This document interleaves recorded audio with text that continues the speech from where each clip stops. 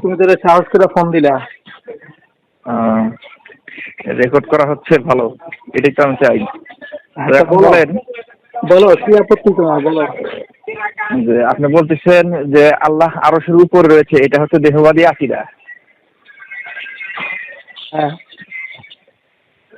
আর আপনার শিক্ষা যেটা আপনি আপনার মাদ্রাসার শিক্ষকদেরকে, মাদ্রাসার ছাত্রদেরকে দিচ্ছেন, সেটা হচ্ছে আল্লাহ কোথায়, এই বিষয়ে সালাফদের আকীদা হচ্ছে আল্লাহ সুবহানাহু ওয়া তাআলা আগে যেরূপ ছিলেন তিনি এখন ওইরূপই আছেন।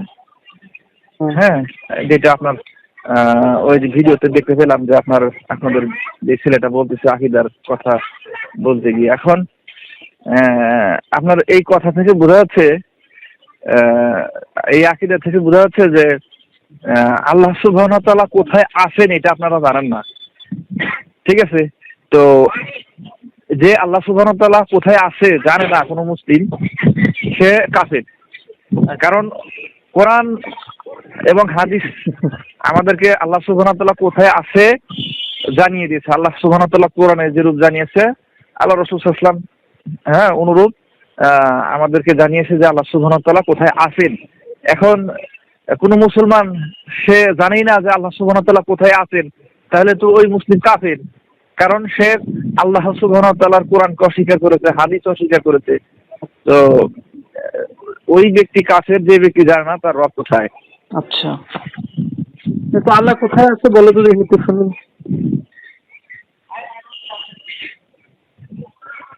আল্লাহ কোথায় আছে এটা কোরআনের অসংখ্য জায়গায় এসেছে। আর রহমান আলা দলিল দাও, দলিল দাও, বলো।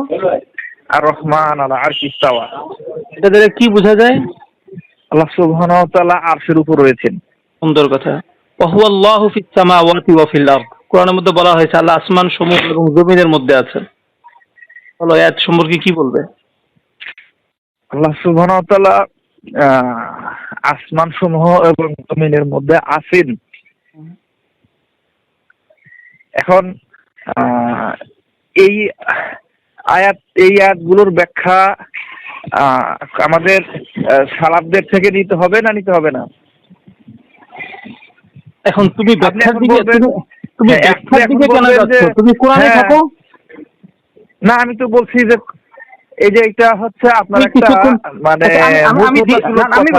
আমি বলি তোমাকে, আমি তো বলি না যে আমি কোরআন হাদিসের মধ্যে থাকবো, এইখান থেকে আমার বেরোইতে পারবো না। আমি সালাফদেরকে অনুসরণ করি না, মুহাদ্দিসগণের ব্যাখ্যাকে আমি অনুসরণ করি না। আপনি বলতেছেন কোরআনের মধ্যে থাকবো কেন? আমি কোরআনের মধ্যে থাকবো কেন?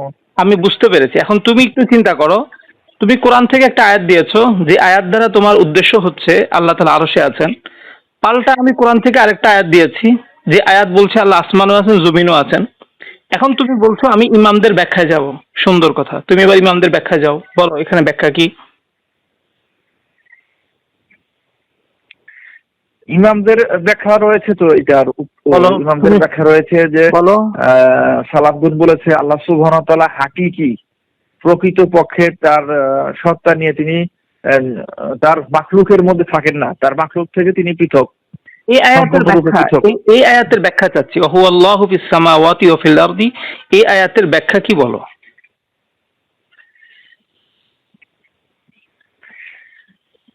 এই আয়াতের ব্যাখ্যা আপনাকে আমি তো ইমাম আবু হানিফা রাহিমাহুল্লাহ থেকে দেব। ইমাম আবু হানিফা রাহিমাহুল্লাহ, ঠিক আছে, তুমি আবু হানিফা থেকে আয়াতের ব্যাখ্যা বলো। ইমাম আবু হানিফা রাহিমাহুল্লাহ তিনি এই আয়াতের ব্যাখ্যায় তো আল্লাহ সুবহানাহু ওয়া তাআলাকে তিনি হাকিকি অবস্থায় বলছেন যে তিনি পৃথিবীতে নাই। তিনি ইমাম বাইহাকির কিতাব আল-সিফাত কিতাবের মধ্যে তিনি একজন মহিলার বক্তব্য সুবাদে তিনি বলছিলেন, প্রশ্নের জবাবে তিনি বলছিলেন যে আল্লাহ সুবহানাহু ওয়া তাআলা উপরে আছেন, তিনি আমাদের সাথে আছেন, এভাবে যে তিনি যেরূপ মানুষ বলে থাকে যে তুমি এগিয়ে চলো, আমি সাথে আছি। আচ্ছা, ইমাম আবু হানিফা এই আয়াতের এই তাফসীর কোন কিতাবের মধ্যে বলেছে বলো তো একটু? কিতাবের নামটা বলো। এই আয়াতের এই তাফসীর মেনশন করে আমি আপনাকে বলি নাই। তুমি কিছুক্ষণ আগে আল্লাহ বলেছো সুবহানাহু এটা ওয়া তাআলা শ্রোতারা কোথায় আছেন এই আচ্ছা, বিষয়ে উনি কথা না বলছেন। না, আমি তোমার কাছে আমি কোথায় আছি এটা জিজ্ঞাসা করছি না। আমি তোমার কাছে জিজ্ঞাসা করেছি এই আয়াতের তাফসীর তুমি আমাকে বলো। তুমি বলেছো এই আয়াতের তাফসীর তুমি আবু হানিফাতে দিবা, তো আবু হানিফা থেকে দাও এই আয়াতের তাফসীর। ইমাম আবু হানিফা এই আয়াতের তাফসীরে কি বলেছেন? দেহবাদীটা ফোন কেটে পালিয়েছে। দেখো আমার সালাফি ভাইরা, তোমাদের আকিদাকে কবর দেওয়ার জন্য আমাদের যুক্তি দিতে হয় না। কোরআন ও হাদিসে এই পরিমাণ দলিল বিদ্যমান আছে যেগুলো দিয়ে তোমাদের সালাফি নামক দেহবাদী আকিদাকে কবর দিয়ে দেওয়া যাবে ইনশাআল্লাহ। দেখো আমার সালাফি ভাই, আবু বকর জাকারিয়ার মতো ব্যক্তি আমাদের সাথে ফোনে কথা বলতে ভয় পায়। সুতরাং তুমি এবার একটু চিন্তা করো তোমাদের আকিদাটা কতটুকু দুর্বল। কিন্তু তোমরা জানো না, তোমরা মনে করো তোমাদের আকিদা খুব মজবুত।